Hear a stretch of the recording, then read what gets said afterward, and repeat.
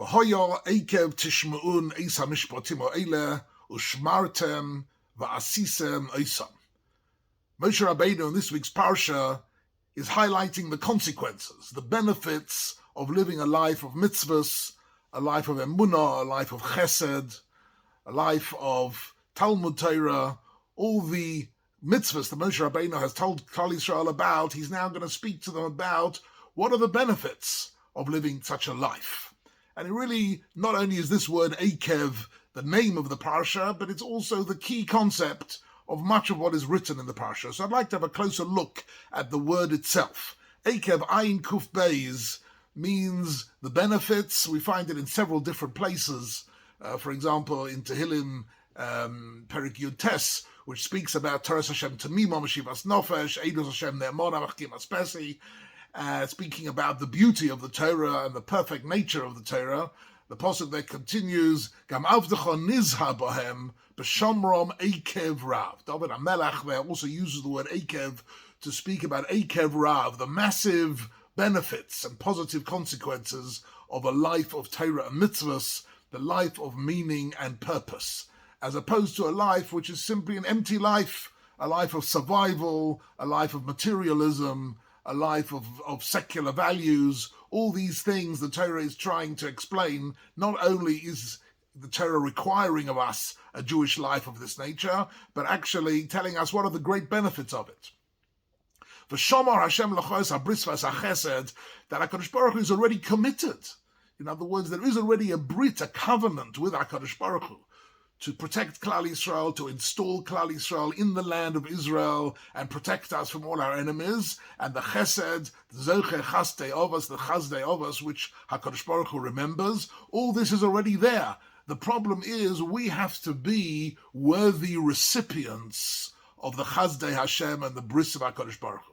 If we are worthy recipients, then there's no end. There is the brachas of HaKadosh Baruch Hu are infinite. And this is Ekev. Ekev means the completely total and massive benefits that come to a person living such a life. The pasuk actually highlights three stages. Tishma'un means first thing is to hear them and to listen carefully to what the mitzvahs are. And then ushmartem means to preserve them, meaning to preserve them in your heart and your mind and not to lose sight of them, and v'asisem, and to apply them in the physical world. All this, if this is our life, then Ekev, there are beautiful and immeasurable consequences of benefits for Klal Yisrael.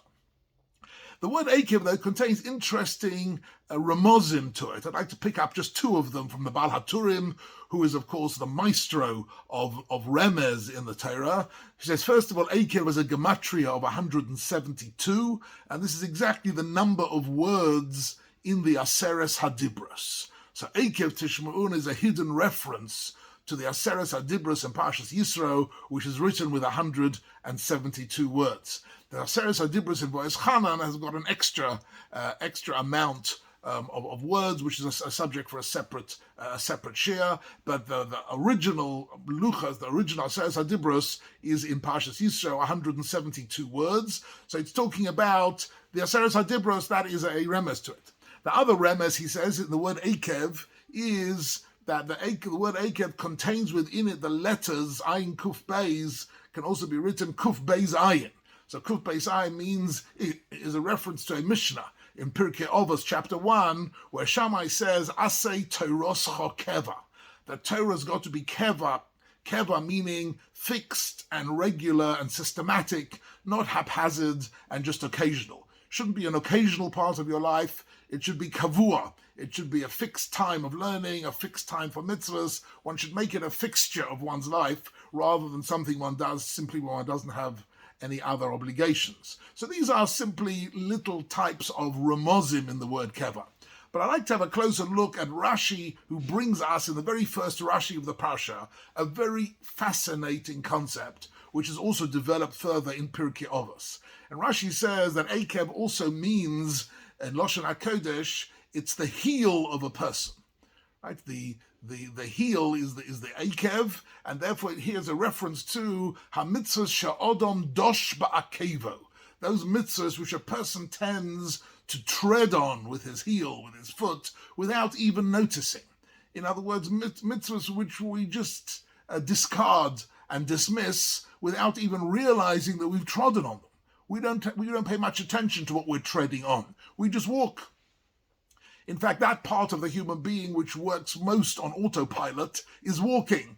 Our hands, we give thought to what we do with our hands, but our feet simply walk and they run. We don't really think so much about the activities of our feet, and treading on something Ekev, that is the image of things which we do without even thinking.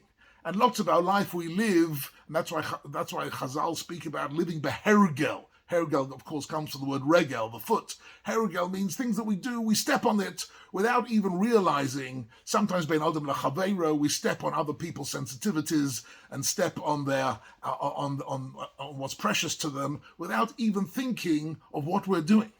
And this is Odom Dosh Ba'akev. There are mitzvahs. So Rashi says these are the mitzvahs kalos. She'odom Dosh Ba'akev. There are mitzvahs which are kalos, which are light mitzvahs, which we don't regard as something important, and therefore we step on them and discard them. And that's what we have to be careful with. And here, this is actually a petach. This opens the door to a whole very fascinating topic in Chazal and the Rishonim, the Achronim. What could Chazal mean by mitzvahs kalas? So on the one hand, it could mean simply mitzvahs which we regard lightly, but we're wrong. There are no mitzvahs kalas. Every mitzvah has an ein sof, an infinite value to it, because every mitzvah connects us to the Torah, connects us to HaKadosh Baruch Hu, and in that sense there are no any mitzvahs kalas. And that really is one of the pirushim to the Mishnah in Pirkei Avos, chapter 2, Mishnah 1, which says, Hevi zohir b'mitzvah kala k'v'chamura. Be as careful with what you think is a mitzvah kala as with what you think is a mitzvah chamura, serious mitzvah. Why?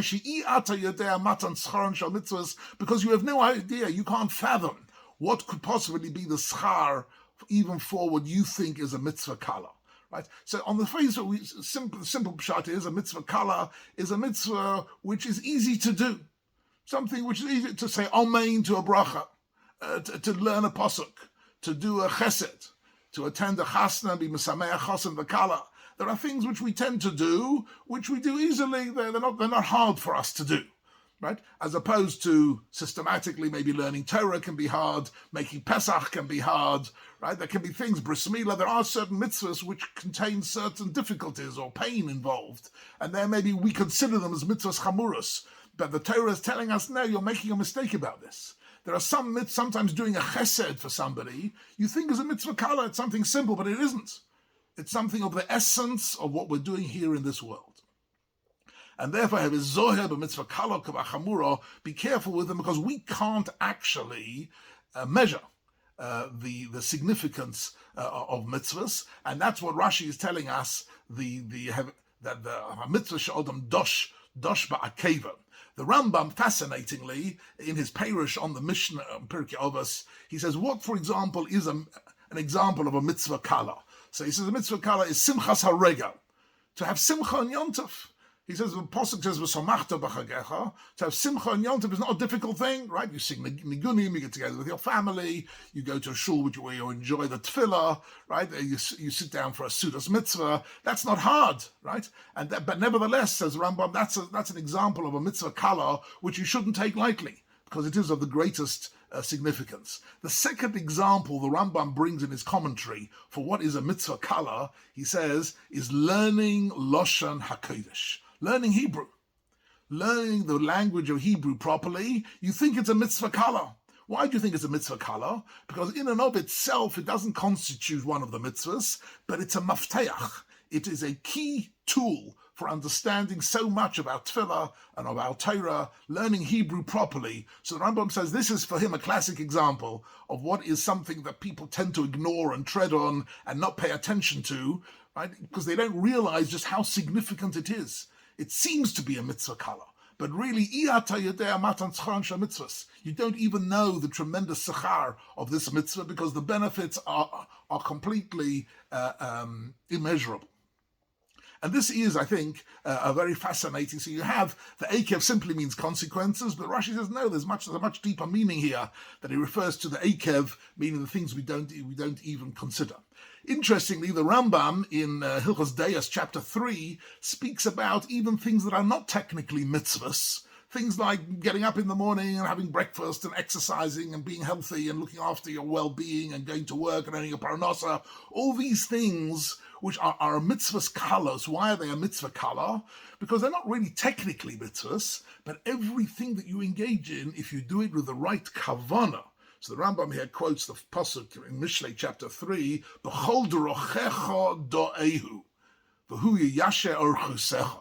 Pasuk in Mishlei says, B'chol dorochecha do'ehu, B'chol dorochecha, everything that you do, from the moment you wake up and the moment you go to sleep. In fact, the Rambam says even going to sleep itself, if it's done with the right kavanah to give you energy to be able to lead a meaningful and purposeful life of Torah and mitzvahs, it itself is a mitzvah. That's a mitzvah color. So the mitzvah colors can be things which in themselves are preparatory activities, which you think are really not part of mitzvahs at all. Nevertheless, if they're framed within the right kavanah, you're not just keeping healthy because then you'll feel good. You're keeping healthy because HaKadosh Baruch Hu gave you a gift of health, of a body, and you can use your body to do mitzvahs with. You can help people, you can do chesed, you can do mitzvahs, you can build up a family, you can build up Klal Yisrael and Eretz Yisrael. All this you can't do if you're not well. So therefore, all these activities come under the category of a mitzvah color, something which appears to be something light, but action, and because of that, dosh ba'akevo, you tread on it indiscriminately, you ignore it. Saying amen to a bracha, in fact, simply making a bracha, is a mitzvah color. It takes a few seconds, but it reframes your whole act of eating and drinking, is reframed and made into something special simply because the act of the bracha.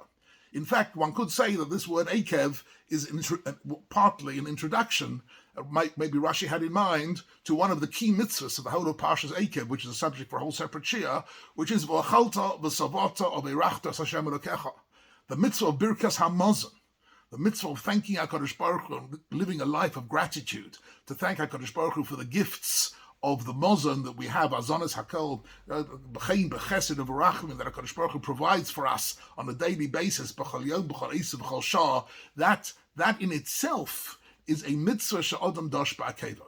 We mumble it off and rattle it off without giving it sufficient significance, because by saying Birkas HaMazon, we are in fact engaging in a completely different activity. That our food is not simply refueling, it's not just an animalistic reflex of satisfying our hunger, but it's actually an act of receiving from HaKadosh Baruch Hu shefa brachos, receiving from HaKadosh Baruch Hu the benefits that He wants to give us, in order that we're able to live a life of Torah, of mitzvahs, of meaning, of purpose, al ha'oretz ha'tova shenos loch, in the land of Eretz Yisrael, which is the greatest gift HaKadosh Baruch Hu has given us. V'chein yehi ratzon.